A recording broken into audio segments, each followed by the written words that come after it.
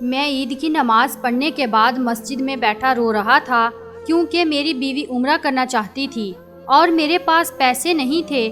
تبھی ایک آدمی آیا اور اس نے میری جھولی میں 10 لاکھ رکھے اور کہا جاؤ اپنی بیوی کے ساتھ عمرہ کر کے آؤ، بس یہ میرا ایک خط روضہ رسول پر رکھ دینا۔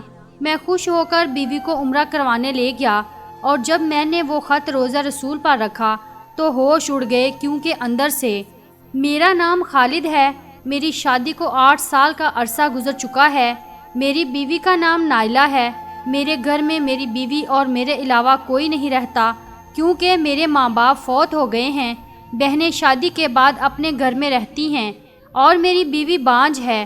اللہ تعالیٰ نے ہمیں اولاد کی نعمت سے محروم رکھا ہوا ہے، مگر ہم دونوں میاں بیوی اس حال میں بھی بہت خوش ہیں۔ میں مزدوری کا کام کرتا ہوں، میں اتنا کماتا ہوں کہ جس سے ہمارے گھر کی روٹی بڑی مشکل سے پوری ہوتی تھی، مگر میری بیوی اسی میں بہت خوش تھی۔ اس نے کبھی مجھے غریبی کے طعنے نہیں دیے تھے، بس اس کا ایک ہی خواب تھا کہ میں اسے کسی بھی طرح عمرہ کروا دوں، اللہ تعالیٰ کے گھر کی زیارت کروا دوں۔ میری بیوی 5 وقت کی نماز پڑھتی اور رات کو روتے روتے سو جاتی۔ وہ اکثر خواب دیکھتی کہ ہم دونوں میاں بیوی عمرہ کرنے گئے ہوئے ہیں اور خانہ کعبہ کے سامنے بیٹھے ہوئے ہیں۔ وہ صبح اٹھ کر اپنا خواب مجھے سناتی اور میں دل میں دعا کرتا کہ اے اللہ، تو نے ہم میاں بیوی کو اولاد نہیں دی، میری بیوی کو بانجھ رکھا، ہم اسی میں خوش ہیں، بس میری بیوی کی ایک خواہش پوری کر دے، اسے اپنے گھر کی زیارت کرا دے۔ ماہ رمضان آ چکا تھا اور میری بیوی نے کہا کہ وہ دن رات عبادت کرے گی اور اپنی بات اللہ تعالیٰ سے ضرور منوائے گی۔ انہی دنوں میری بیوی کی ملاقات ایک اللہ والی عورت سے ہوئی۔ اس کے بارے میں مشہور تھا کہ یہ جو دعا کرتی ہے قبول ہو جاتی ہے۔ اس عورت کو سب محلے والے آپا جی کہتے تھے، وہ استخارہ بھی کرتی تھی، وہ بہت ہی نیک خاتون تھی۔ نائلہ نے آج انہیں اپنے گھر پر بلایا تھا۔ ماہ رمضان میں ہمارا کام بہت کم ہو جاتا ہے، اس لیے میں بھی گھر پر تھا۔ جب وہ آپا جی ہمارے گھر آئیں تو انہوں نے مجھے بھی سلام کیا تھا۔ اس عورت نے نقاب کیا ہوا تھا۔ میں وہاں سے اٹھ کر اپنے کمرے میں چلا گیا تھا۔ میں ان کے پردے کا احترام کرتا ہوا اندر کمرے میں آ گیا تھا۔ نائلہ کی باتوں سے لگ رہا تھا کہ وہ اس عورت کے سامنے بچھی جا رہی ہے۔ اتنی مٹھاس اور نرم لہجہ میں نے اپنی بیوی کا کبھی نہیں دیکھا تھا جتنا وہ اس خاتون کے ساتھ برت رہی تھی۔ میرا دل چاہا کہ میں اٹھ کر باہر گلی میں چلا جاؤں، آخر کب تک کان لگا کر ان خواتین کی بات سنتا رہوں۔ یہی سوچ کر میں جیسے ہی دروازے کے قریب گیا، آپا جی کی آواز میرے کانوں میں پڑی، جس میں وہ نائلہ کو خوشخبری سنا رہی تھی کہ چلو بس اب تم تیاری پکڑو، میں نے استخارہ کیا تھا اور میرے حساب کے مطابق کچھ دنوں بعد تم عمرے پر جا رہی ہو۔ اب کی مرتبہ نائلہ کی حیران زدہ سی آواز سنائی دی۔ وہ کہنے لگی، آپا جی میں کیسے جاؤں گی، میرے پاس تو پیسے ہی نہیں ہیں، گھر کے خرچے بھی بڑی مشکل سے پورے ہوتے ہیں، ہماری تو اولاد بھی نہیں ہے، اگر اولاد ہوتی تو ہم بھوکے مر جاتے۔ بس میں نے کہہ دیا ہے کہ تم جاؤ گی تو بس جاؤ گی، اب تیاری کرو۔ لیکن آپا جی میں اپنے شوہر کو کیا بولوں گی، وہ کیسے مانے گا، اسے تو یقین آپ خود دلا دیں۔ اس بات پر وہ خاتون مسکرا دی اور کہا کہ نہیں، اسے یقین دلانے کی ضرورت نہیں ہے، اسے یقین تب آ جائے گا جب جہاز کی ٹکٹ اس کے ہاتھ میں ہوگی اور تمہارا شوہر یہ خوشخبری سن چکا ہے۔ اب تم پریشان نہ ہو اور نہ ہی یہ سوچو کہ وہ تمہاری بات کو جھوٹ سمجھے گا۔ میں کمرے میں کھڑا اس عورت کی یہ بات سن کر حیران ہو گیا تھا۔ مجھے حیرانی اس بات پر تھی کہ اسے کیسے پتا کہ میں ان دونوں کی باتیں سن رہا ہوں۔ میں نے جوتا پہنا اور برآمدے میں کسی جانب دیکھے بغیر ہی باہر کا دروازہ پار کر گیا۔ باہر جاتے ہوئے میں مسلسل اسی عورت کے متعلق سوچ رہا تھا کہ بھلا وہ اتنے یقین کے ساتھ کیسے کوئی بات کر سکتی ہے، اور اتنا یقین کہ میرے بارے میں بھی کہہ رہی تھی کہ وہ سن چکا ہے۔ میرا دماغ پھر سے الجھ گیا تھا، آخر یہ ہے کون اور نائلہ کا اس کے ساتھ کہاں سے رابطہ ہوا۔ دماغ مسلسل یہی سوچ رہا تھا۔ چلتے چلتے مجھے ایک ٹھوکر لگی اور میں گرتے گرتے سنبھل گیا تھا۔ جب پیچھے مڑ کر نیچے دیکھا تو سڑک پر ایک فقیر بیٹھا تھا۔ میں اسے دیوانہ سمجھ کر جانے ہی لگا جب وہ بول اٹھا، جیسے اب سنبھلا ہے نا ویسے ہی سنبھل جا، اسے نکال اپنے گھر سے ورنہ تباہ ہو جائے گا۔ بٹک مت، حلال کھا، وہ تجھے حرام کھلانا چاہتی ہے، تو اس کی باتوں میں نہ آنا۔ وہ فقیر آنکھیں بند کیے پتہ نہیں کیا کچھ بولتا جا رہا تھا۔ اس وقت سورج سر پر چمک رہا تھا۔ اس فقیر کو دیکھ کر مجھے شک ہوا کہ شاید یہ خود سے باتیں کر رہا ہے۔ جب اس فقیر نے آنکھیں کھول کر جلالی انداز میں مجھے گھورا اور بولا کہ اب کھڑا کیوں ہے، جا یہاں سے چلا جا۔ مجھے جانے کا بول کر فقیر اپنی جگہ سے اٹھ کھڑا ہوا اور وہ وہاں سے دوسری سمت مڑ گیا۔ میں ابھی تک وہیں پر کھڑا ہوا تھا اور سمجھنے کی کوشش کر رہا تھا کہ میرے ساتھ کیا ہو رہا ہے۔ صبح سے لے کر اب تک میرے ساتھ سب کچھ ہی عجیب و غریب ہو رہا تھا اور میری سمجھ میں کچھ بھی نہیں آیا۔ میں دھیرے سے چھوٹے چھوٹے قدم اٹھاتا وہاں ایک قریبی پارک میں جا بیٹھا۔ اب دماغ سے وہ آپا جی نکل کر فقیر آن بیٹھا تھا۔ اس کے کہے گئے جملے مجھے شک و شبہات میں ڈال رہے تھے کہ آخر وہ کہنا کیا چاہ رہا ہے۔ اس کی کوئی بھی بات واضح نہیں تھی یا ایسی بالکل نہیں تھی جو بڑے آرام سے میری سمجھ میں آ جائے۔ بینچ پر بیٹھا ہوا میں مسلسل یہی سوچے جا رہا تھا، جا بھاگ جا یہاں سے، تو کچھ نہیں سمجھتا، جا جب تک دھکے نہیں کھائے گا تجھے عقل نہیں آئے گی۔ ویسے بھی وہ بیٹھی ہے۔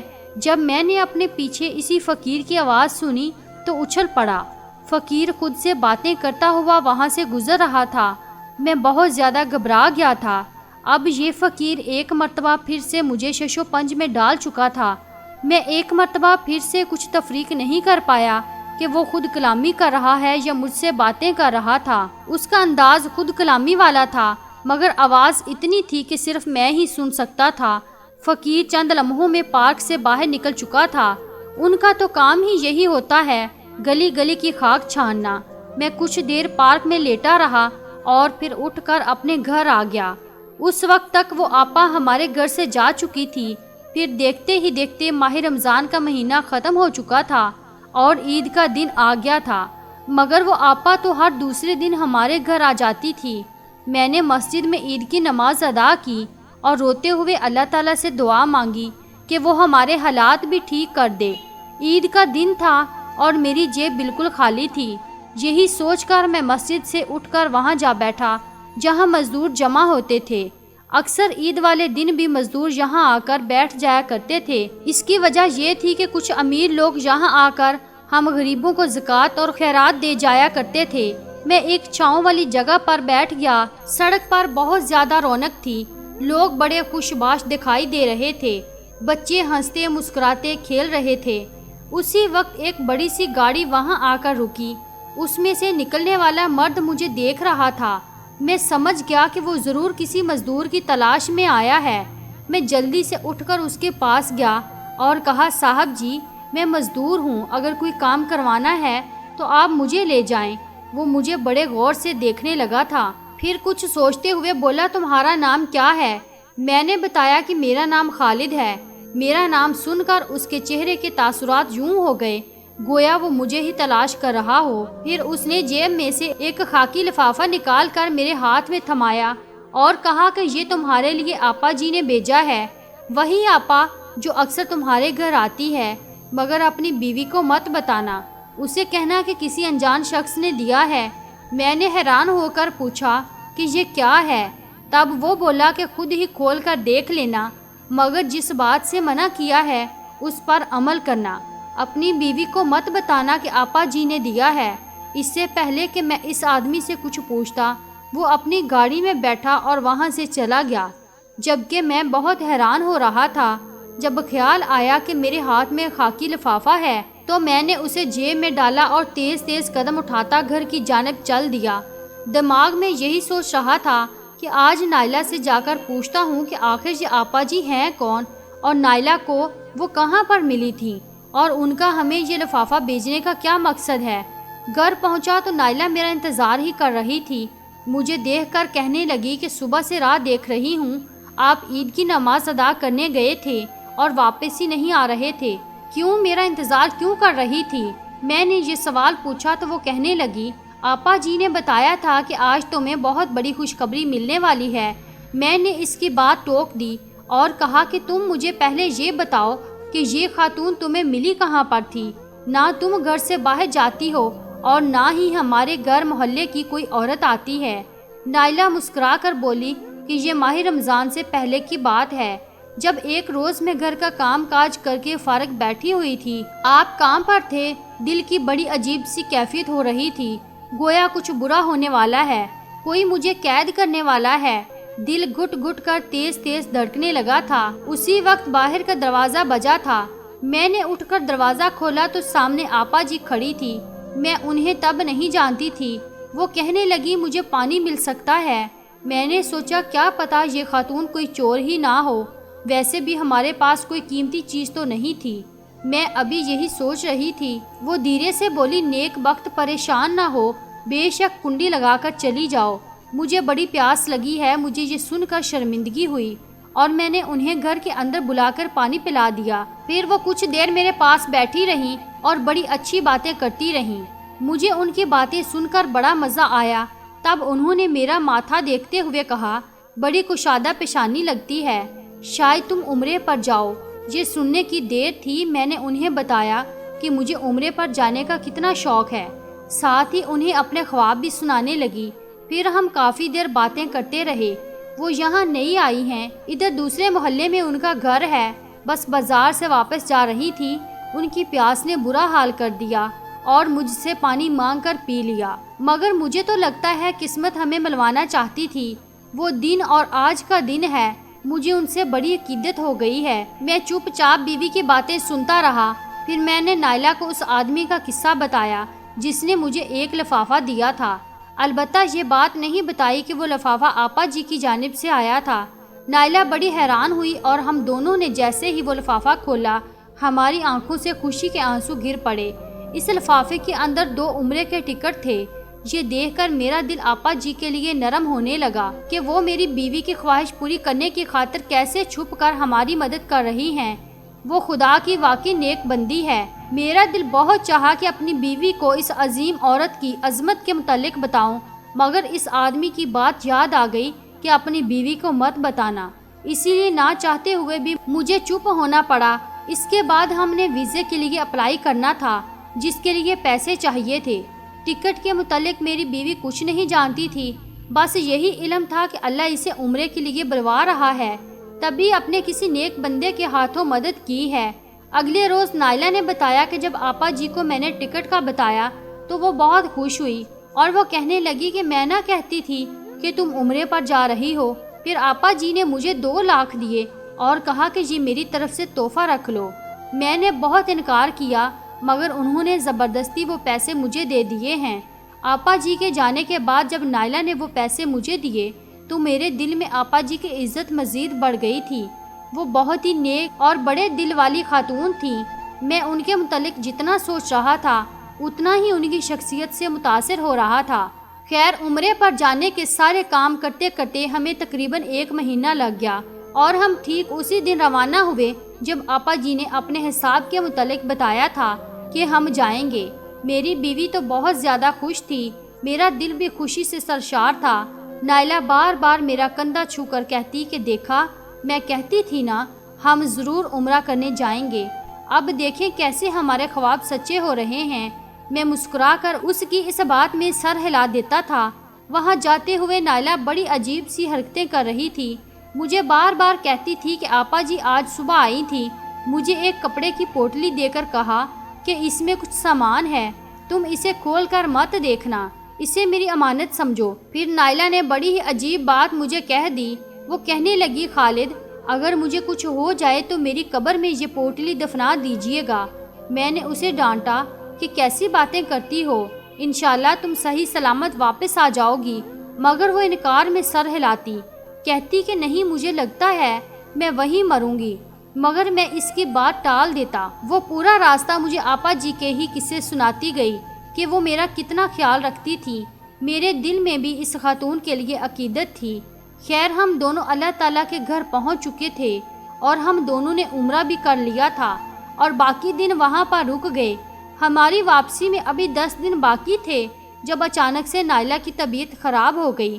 اس سے اٹھ کر چلا بھی نہیں جاتا تھا، اس کی حالت بہت زیادہ خراب تھی۔ میرے پاس اتنے پیسے بھی نہیں بچے تھے کہ ڈاکٹر کو دکھا دیتا، کیونکہ میں نے تھوڑا لالچ کیا تھا، خرچ کے بہت کم پیسے ساتھ رکھے تھے، باقی پیسوں سے پاکستان میں چھوٹے موٹے قرضے ادا کر کے آیا تھا۔ نائلہ کی حالت دیکھ کر میں بہت پریشان ہو گیا تھا۔ میں نے سن رکھا تھا کہ آب و ہوا چینج ہونے کی وجہ سے یہاں پر اکثر لوگ بیمار ہو جاتے ہیں۔ نائلہ کی بیماری کو بھی میں نے یہی سمجھا اور سوچا کہ یہ ٹھیک ہو جائے گی۔ اگر ایسا نہ ہوا تو پاکستان میں دکھا دوں گا۔ مگر ایک رات نائلہ کی بہت طبیعت بگڑ گئی۔ میرے ساتھ ہوٹل میں ایک شخص نے دیکھا تو ہسپتال لے گیا اور کہنے لگا سارے بل میں ادا کروں گا۔ ہسپتال پہنچتے ہی نائلہ فوت ہو گئی۔ مگر اب ہم ہسپتال آ گئے تھے۔ ڈاکٹر نے اس کی موت کی تصدیق کرنی تھی۔ ڈاکٹر نے مجھ سے پوچھا کہ آپ کی بیوی کون سی دوائی کھاتی تھی؟ میں نے ڈاکٹر سے کہا کہ ویسے تو وہ کوئی دوائی نہیں کھاتی تھی، بس روزانہ ایک گولی طاقت کے لیے کھاتی تھی کیونکہ وہ بہت زیادہ کمزور ہو گئی تھی۔ ڈاکٹر نے مجھ سے کہا کہ آپ نے ہمیں وہ دوائی لازمی چیک کروانی ہے۔ میں مان گیا اور وہاں نائلہ کا جنازہ ادا کر کے میں نے اسے وہیں پر دفن کر دیا۔ وہاں اجنبیوں کے لیے ایک الگ قبرستان بنا ہوا تھا۔ میرے پاس اتنے پیسے نہیں تھے کہ میں نائلہ کو پاکستان لے آتا، اس لیے اس کی تدفین وہیں پر کر دی۔ میں بہت دکھی تھا، اندر سے ٹوٹ چکا تھا۔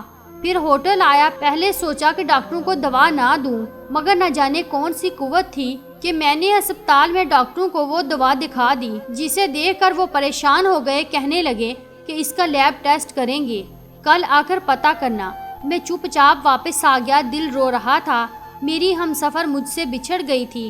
رات کو نائلہ کی باتیں سوچتے ہوئے مجھے یاد آیا، اس نے مجھے بتایا تھا کہ یہ دوائی بھی اسے آپا جی نے ہی دی تھی، اسے کھانے سے اس کے کمزور بدن میں طاقت آ جائے گی۔ جب میں نے غور کیا تو یہ وہی دوا تھی جو ابھی میں ہسپتال دے کر آ رہا تھا۔ اس کے ساتھ ہی مجھے وہ کپڑے کی پوٹلی بھی یاد آ گئی جو آپا جی نے میری بیوی کو دی تھی اور انہوں نے کھول کر دیکھنے سے منع کیا تھا، اور میری بیوی نے مجھے کہا تھا کہ اگر مجھے کچھ ہو جائے تو میری قبر میں اسے دفنا دیجیے گا، کیونکہ آپا جی نے اسے کہا تھا کہ اس عمل سے تم سیدھا جنت میں جاؤ گی۔ میں نے جلدی سے وہ پوٹلی اٹھائی اور اپنی بیوی کی قبر پر جانے لگا، مگر تجسس کے مارے اسے کھول کر دیکھ لیا، مگر میرے پیروں تلے سے زمین نکل گئی کیونکہ اس میں عجیب و غریب قسم کی چیزیں تھیں۔ آج مجھے اس فقیر کی ہر بات پر یقین آ گیا تھا اور آپا جی کا اصل چہرہ بھی سامنے آ گیا تھا۔ فقیر صحیح کہتا تھا، اس کی بات کو نہ مان کر میں نے بہت بڑی غلطی کر دی تھی۔ اس پوٹلی میں جادو کی چیزیں تھیں، ایک پتلا، ایک سندور، کنگھی سے نکلے ہوئے بال، جانور کی ہڈی اور نہ جانے کیا کچھ تھا۔ میں اسی وقت دوبارہ سے ہسپتال میں گیا اور ڈاکٹروں سے دوا کا پوچھا۔ انہوں نے کہا کہ رپورٹ آ چکی ہے، اس طاقت والی دوائی میں زہر ملا ہوا تھا، آپ کی بیوی زہر کھا رہی تھی، جو آہستہ آہستہ روزانہ کھانے سے انسان 1 مہینے سے بھی کم عرصے میں مر جاتا ہے۔ یہ سن کر مجھے یقین ہو گیا کہ وہ عورت جو آپا بنی پھرتی تھی، اپنے گھنونے کھیل کی خاطر وہ میری بیوی کے قریب آئی تھی تاکہ اسے بہلا پھسلا کر اپنا وہ کام کروا سکے جو وہ خود نہیں کر سکی، یعنی اتنی مقدس زمین پر وہ خود نہیں آ سکتی تھی۔ اپنے جادو کی تکمیل کے لیے اسے یہ سب سامان کسی انسان کی قبر میں دفنانا تھا، اور ان سب کی خاطر اس نے میری بیوی کا استعمال کیا تھا۔ تبھی تو اس نے وہ ٹکٹ دیے اور میری بیوی کو نہیں بتایا تاکہ وہ اس کی کرامت سمجھے کہ آپا جی کی دعا کی وجہ سے وہ عمرے پر جا رہی ہے۔ پھر اسے زہر دیا اور وہ سامان دیا تاکہ وہ مر جائے تو یہ چیزیں اس کی قبر میں دفنائی جا سکیں، اور وہ مست فقیر بھی مجھے اسی عورت کے متعلق آگاہ کر رہا تھا۔ اس نے وہ سب باتیں خود کلامی میں نہیں کی تھی، بلکہ مجھے روکا اور سمجھایا تھا کہ میں باز آ جاؤں، مگر اس وقت میں نے اس کی باتوں پر غور نہیں کیا تھا۔ میں جب پاکستان آیا تو سیدھا آپا جی کے گھر گیا تھا، مگر وہاں جا کر پتہ چلا کہ 3 دن پہلے آپا جی سڑک کراس کرتے ہوئے ایک ٹرک کے نیچے آ گئی تھی اور ان کا کچھ نہیں بچا تھا۔ اس عورت کا انجام یہی ہونا تھا، کیونکہ چھان بین کرنے کے بعد مجھے پتہ چلا تھا کہ وہ عورت کالا علم کرتی تھی اور غریب لوگوں کی ہمدرد بن کر انہیں اپنے مقصد کے لیے استعمال کرتی تھی۔ آپا کو کسی عورت نے بہت بڑی رقم دی تھی اور کہا تھا سعودی عرب میں میری نند کا بیٹا کام کرتا ہے اور وہ بہت ترقی کر رہا ہے، بس کوئی ایسا علم کرو کہ وہ اپاہج ہو جائے۔ اس عمل کے لیے آپا کو سعودی عرب کے قبرستان میں یہ پوٹلی لازمی دفنانا تھی، کیونکہ یہاں دفنانے سے اس کا عمل بیکار جانا تھا۔ ان سب کے لیے اس نے میری بیوی کا استعمال کیا تھا۔ آخر میں بس آپ لوگوں سے یہی کہوں گا کہ ایسے لوگوں سے بچیں جو حد سے زیادہ آپ کی مدد کرنا چاہتے ہیں۔ ضرور ان لوگوں کا اس کے پیچھے کوئی مقصد چھپا ہوتا ہے۔ ناظرین، اس ویڈیو سے متعلق آپ لوگوں کی جو بھی رائے ہو ہمیں کامنٹ باکس میں آ کر ضرور آگاہ کیجیے گا۔ شکریہ۔